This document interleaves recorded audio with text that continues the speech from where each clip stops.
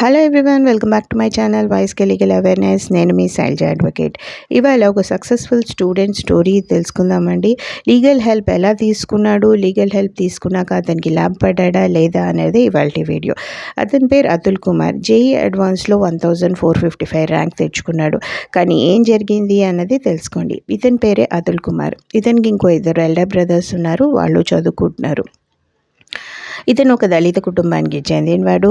And ఇంకొకటి ఏంటంటే వాళ్ళ అమ్మ నాన్న ఇద్దరు డైలీ వేజెస్, చాలా పేద కుటుంబం.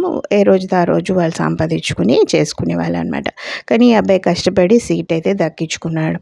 అయితే ర్యాంక్ అయితే తెచ్చుకున్నాడు. అయితే సీట్ దక్కించుకోవాలంటే పోర్టల్లో అతనికి డబ్బులు సమకూర్చి కట్టే టైంకి పోర్టల్ క్లోజ్ అయిపోతుంది అనమాట. యాక్చువల్గా 4:30కే క్లోజ్ అయిపోయి 5 o'clock ఉండాల్సిన పోర్టల్ 4:30కే క్లోజ్ అయిపోతుంది. సో అతనికి ఫీజు కట్టకపోవడం వలన సీట్ దక్కకుండా పోతుంది అనమాట. అయ్యో అని చెప్పి ఇంకేం చేయాలో తోచకపోయేసరికి అతనికి తెలిసిన వాళ్ళు ఏమన్నారంటే, నువ్వు national commission of schedule caste దగ్గరికి ఆశ్రయించు.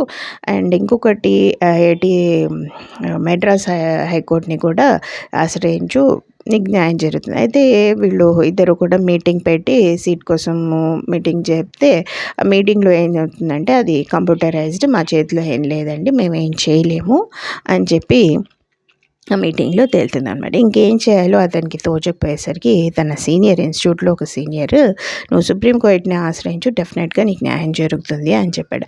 అయితే 3 నెలలు చాలా కష్టపడతాడు. సుప్రీంకోర్టుని ఆశ్రయించి మొత్తానికి అప్పుడు చంద్రచూడ్ గారు చీఫ్ జస్టిస్గా ఉన్నారు. ఆ టైంలో అతను ఏమన్నారంటే, ఒక దళిత కుటుంబానికి చెందిన అబ్బాయి కృషి చేసి ర్యాంక్ తెచ్చుకున్నప్పుడు సీటు పోర్టల్ క్లోజ్ అవ్వడం వల్ల సీట్ దక్కకపోవడం అన్నది చాలా అన్యాయం అండి. సో మీరు సీట్ ఇవ్వాల్సిందే అని చెప్పి ఐఐటి ధన్బాద్ వాళ్ళకి డైరెక్ట్ చేస్తారు, మీకు అబ్బాయికి సీట్ ఇవ్వండి అని. సో ఐఐటి ధన్బాద్లో అతనికి సీట్ దక్కడం జరిగింది. తను చదువుకోవడం కూడా జరుగుతుంది అనమాట. ఇది ఒక సక్సెస్ఫుల్ అబ్బాయి స్టోరీ. ఇది ఒక ఇన్స్పిరేషన్ కూడా తీసుకోవచ్చు. చదువుకునే పిల్లలందరూ కూడా మనకుండే అవకాశాలన్నీ మనం దుర్వినియోగం చేసుకోకుండా చక్కగా చదువుకుని మంచి ర్యాంక్స్ తెచ్చుకొని సాధించాలి. లీగల్గా కూడా అన్యాయం ఏం జరగదు, న్యాయం జరుగుతుంది అన్నది ఇది ఒక ఎగ్జాంపుల్ మీకు.